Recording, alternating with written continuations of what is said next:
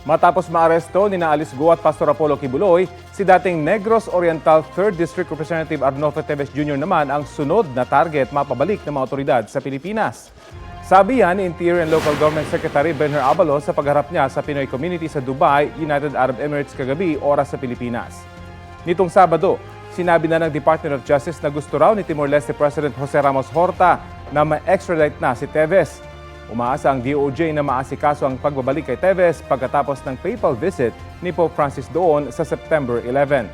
Si Teves ang itinuturong mastermind sa pagpatay kay Noy Negros Oriental Governor Roel Digamo at siyam na iba pa noong March 4, 2023. Dati na niyang itinanggi ang mga akusasyon.